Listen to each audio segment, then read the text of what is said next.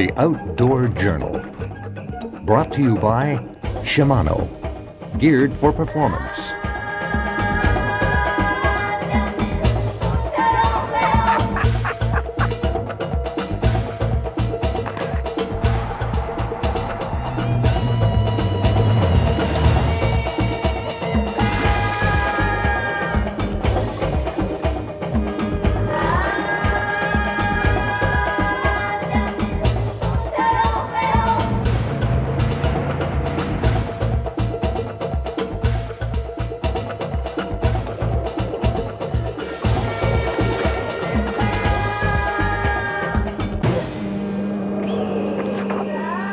Hi everyone, I'm Angelo and welcome back to our continuing tour of Maui.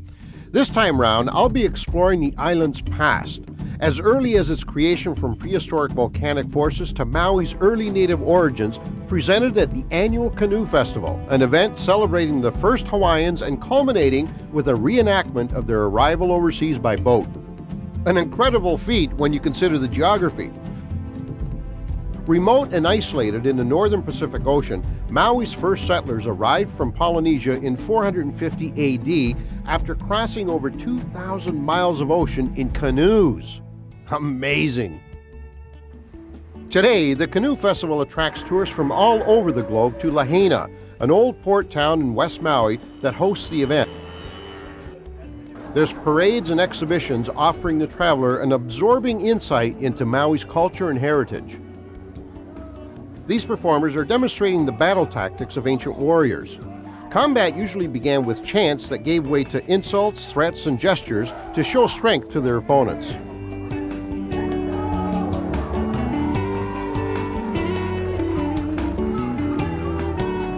This is one of the most famous landmarks in Maui. It's the banyan tree of Lahaina. Now, as far as banyan trees goes, this dude is the biggest in all of Hawaii. It's about 1/4 of a mile in circumference and over 100 years old. But what makes it really strange is that if you look at it, it appears to have about 20 or 25 tree trunks, but they're all imposters. This is the boss.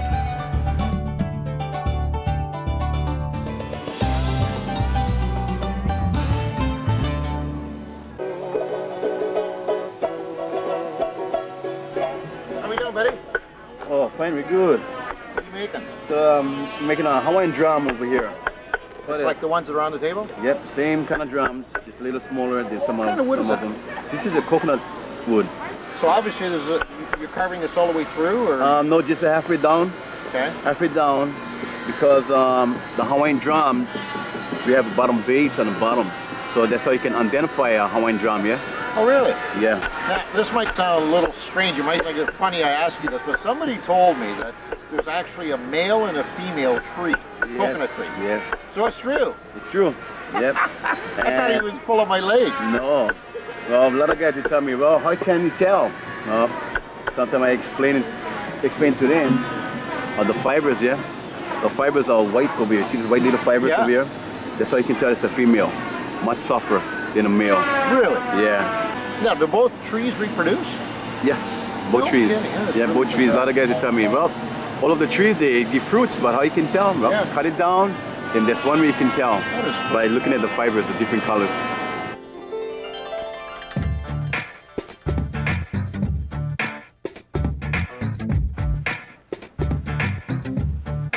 How you doing, bud? Pretty good, good. How's it going? Pretty good. Nice stuff. Is this yours? All right, this is my stuff. Woo! Now, did each one represent something different? Yeah, we got this face represent like a family god, and this one is called Malahorn. They have to scare all the bad evils out from the house. This is called Hau, when we get the Hau from Hana. From Hana. So I don't know if you've been in Hana, but that's the other side of the island. That's where we get all the Hau trees. The hardwood? Real hardwood. Yeah. And all this stuff is hand done. All hand done. Now, you can tell me the truth. You don't have to, all hand done by me. Just between you and me. There's no machine work on any of this No machine work. So how long will it take to teach me this stuff? Well, I guess it's going to be take you like 3 years or 2 years maybe. Oh. Take care, Bill. The festival unites canoe carvers from several Pacific Island nations, each bringing their own unique style and craftsmanship using both old and modern tools.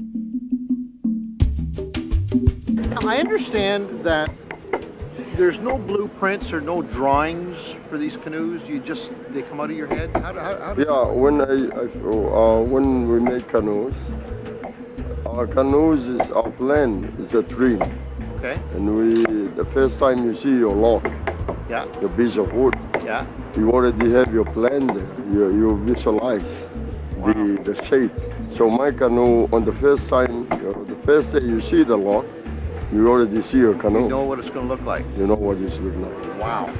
And to get all the measurements, like this is not one piece of wood, right? There's several pieces of wood. Yeah. To get all the measurements right and everything else, you would think that you would need a blueprint, but obviously you don't. You just cut it and size it. You say, I need it about that long, that wide, that short. It's fantastic. This isn't the type of canoe they would use, say, to go across the ocean. No, they can go across the ocean. No kidding. No kidding. Now, how much more time is going to be required before this baby's ready to go? We launched the canoe on Saturday morning. Saturday morning, so it'll have been 2 weeks you worked on it? Yeah, about 2 weeks. 2 weeks. That's not that long at all. Yeah. What kind of price are we talking? $28,000. $28,000. That is a pile of dough. Well, I might argue over the price for one of these canoes, but I sure can't argue about the quality of craftsmanship. Incredible. For now, I'll have to say goodbye to Lahaina for a while as I move on to my next destination, the Halikala National Park, Maui's main natural attraction. At 10,000 feet, it's the island's highest peak, where you can peer down into the crater of the world's largest dormant volcano. But getting up there is an experience of its own.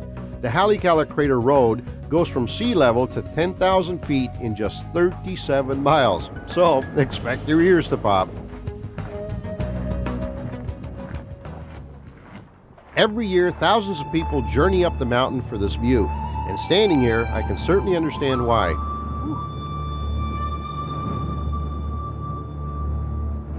A million years ago, this is where it all began. 2 volcanoes pushed up through the ocean and spilled enough lava between them to form an island. And as for the size of this crater, it could hold Manhattan. One more thing to remember when you're visiting the park: bring warm clothing. At this elevation, the temperature can drop to below freezing. I wish somebody had told me that before I came up here. Chilly!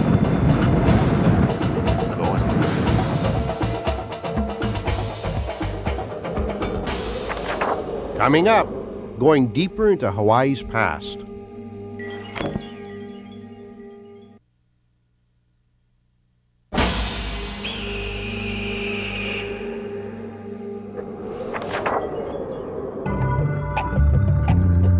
Welcome back to the Outdoor Journal and the island of Maui. My tour of the Halikala volcano continues, but now I'm ready for something a little bit more off the beaten path. I'm going to step out of my minivan and into something that can take me there. The outfitters from Maui Jeep Adventures are going to take me on an off-road trek up the slopes of Halikala. And what's also interesting is that the route will take us through a working cattle ranch. So we're about to go into the ranch itself now. There's a certain amount of acreage above the sea, and then they've got a whole bunch right down on the ocean front. And I don't know whether we'll get to that today or not, but we're going to be going through some pretty wild terrain from what I'm told. Now, he looks pretty authentic, so, as they say, that dog sure looks like it can hunt, so he should be able to find some pretty interesting scenes for us. The ranch owners are trying to reintroduce the native Hawaiian plants that was here initially pre-contact Hawaii and provide better land management for the ranch. You say you're on ranch land. Explain that to me. Ranch land, there's 23,000 acres of ranch land here that the Erdmans own, and they got about 4,000 head of cattle.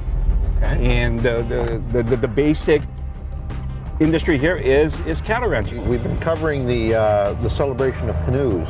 Yes. With the first canoes that came over. I mean, to think that people actually came out to these isolated pieces of land out in the middle of nowhere from literally thousands of miles in those little dugout canoes is just mind-boggling. Yeah, that's mind-boggling, and the way they navigate it. Yeah. They knew that there was land out there somewhere because of birds. They have to come from somewhere. Let's go find out where they're from, and they just followed the stars. Amazing craftsmanship goes into those boats. Yeah. Just amazing. Of course, can you imagine the early Hawaiians, the ancient Hawaiians? With no tools? No tools. But they still don't use a tape measure, though. Yeah. Man, oh man. Incredible. See the trees? This is a good example of how trees or native trees can grow inside of a lava field. Now, is that solid lava there that they're growing? That's absolutely solid lava. That's lava. That's the jagged type of lava. But where's it getting nutrition? Where's the plant getting sustenance? I mean, how's it surviving? Well, as high up as we are, it could be from the moisture in the air. We're maybe about 4,000, maybe 4,500 feet above sea level right now. And there is moisture. The clouds, all the clouds around here, it just grabs the moisture in. This lava flow, I was told by geologists, is approximately about 5,000 years old. It kind of looks like it just came out last night, doesn't it? So that's 5,000 years old? Yes, approximately. Give or take 1,000 years. Oh. Yeah. Wow. Onwards and upwards we go. The route we're taking is called the Mauka, which means in Hawaiian, towards the mountain. And that's just how it feels. As we pass through this eucalyptus forest, I'm beginning to sense the effects of our rising elevation. My ears have popped and the air is starting to feel a little bit thin. Look at this. It almost looks like artificial, smoke. Kind of spooky. Yeah. Wow. This isn't fog now. This is clouds. This is clouds, This is clouds, yeah.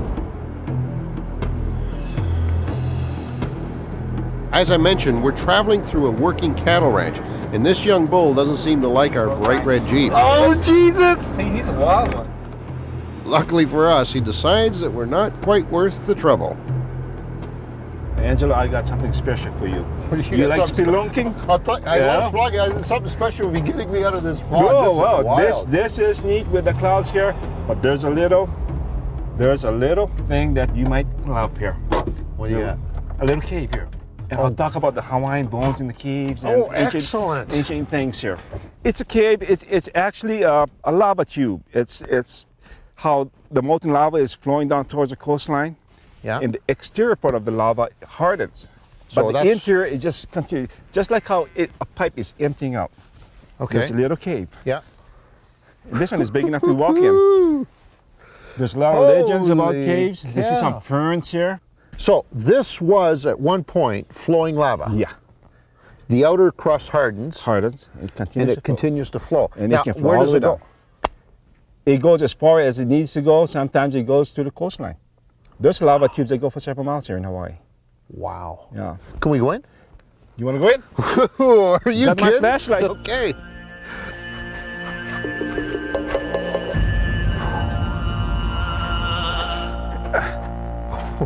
Whoa. Woo! Oh, fantastic. Here it is, brother. Our lava tube.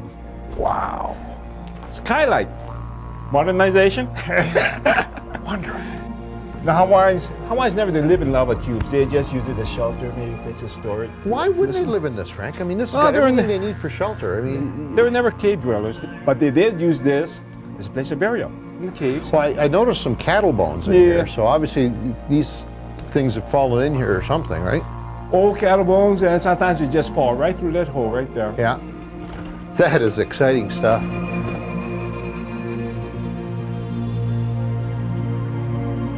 It's magical. I don't know. Yeah. Ooh. It's neat. It's neat. For our route back down, we'll be taking the Makai Trail, which means in Hawaiian, towards the ocean. At the coast, I'll be continuing to explore Maui's natural history, but this time I'm not underground, but underwater. Coming up, diving the crater.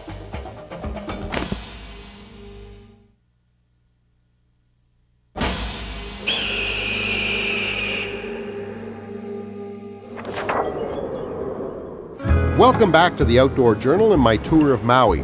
My quest into the island's volcanic origins continues as I'm about to depart on a dive into the Molokini crater. My guides are local outfitters from Ed Robinson's Diving Adventures. The seas are pretty choppy, but luckily the crater is located just 20 minutes from the boat launch in Kahai. After a run-through of the depths and downtimes for the dive, it's time to suit up and get ready. The wild rocking of the boat makes things a little chaotic, something I'm not really enjoying. but the dive team seems to be in their element.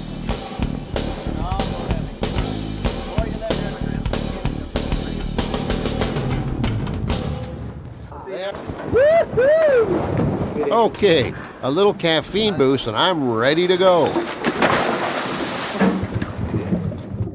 Ah, that's better. It sure is a lot calmer down here. The first thing to focus on as you descend into the crater is the sand. Although it looks rather empty, the sand has the potential for a lot of different marine life.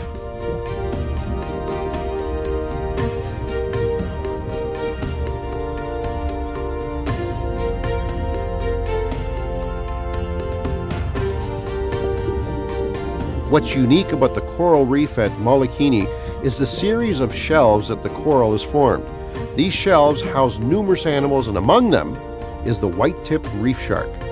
It's one of the few shark species that doesn't have to move to breathe, and if you look really closely, you'll see one sleeping under that ledge.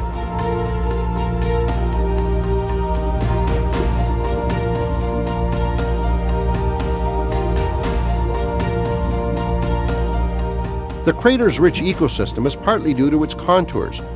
Crescent-shaped, it stands as a breaker against the tides and provides a natural sanctuary for flora and fauna. And now, onto the second leg of our dive, and one of the Maui crater's most popular artificial reef systems, the wreck of the St. Anthony. Originally a Louisiana shrimp boat, the 65-foot vessel was relocated to Hawaii and eventually ended up as a derelict in Honolulu Harbor. But in 1998, it was deliberately sunk to create the reef and provide a home to numerous aquatic species. Here's an interesting character. No, it's not part of the ship, but that's what he'd like you to believe. It's a frogfish that's made itself comfortable on the bow of the boat.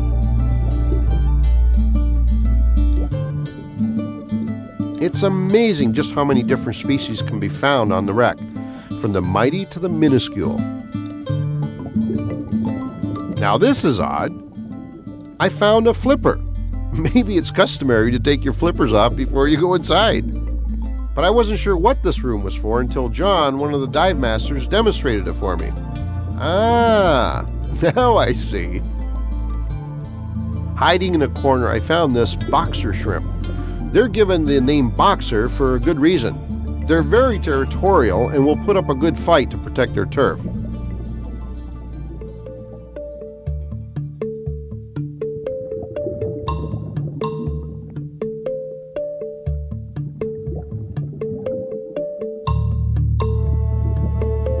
A journey into the ship's hold below deck reveals its largest inhabitant, a green sea turtle. This protected species is quite common to the waters surrounding Maui. Although he doesn't want our presence here, you can tell by the turtle's calm reaction to us that he's used to seeing divers.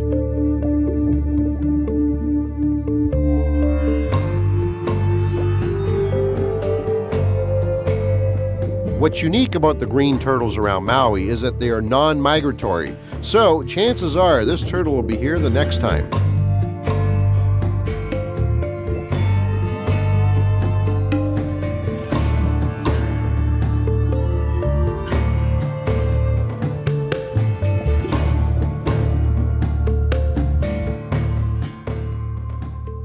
Traveling deeper into the wreck, I can't help feel a little claustrophobic. There's no danger, but being inside these dark confines can be quite eerie.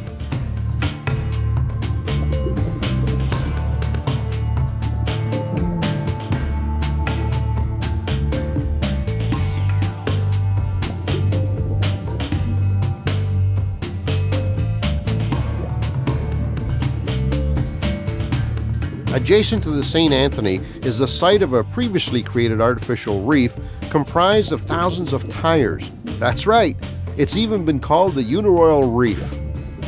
A number of years ago, the island of Oahu created a program to dispose of discarded tires. They were donated to Maui and deliberately placed at this site. If you take the time to look closely, you can spot the residents living inside the tires. John's given the signal for us to be heading back to the boat, so I'll take this time to say goodbye to the St. Anthony and all its guests. We do the mandatory decompression stop before surfacing, and judging by those waves up there, I think I'd rather stay down here.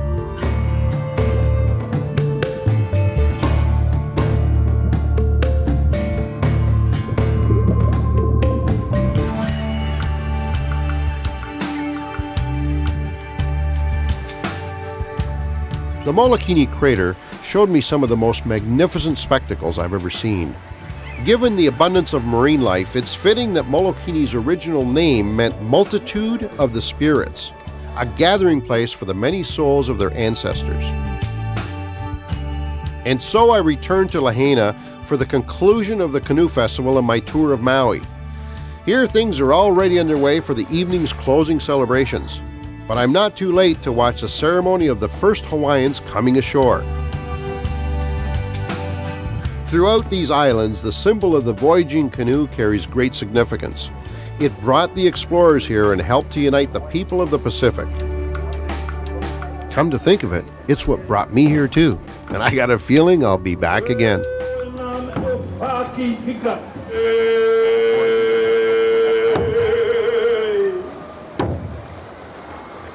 Holding the channel.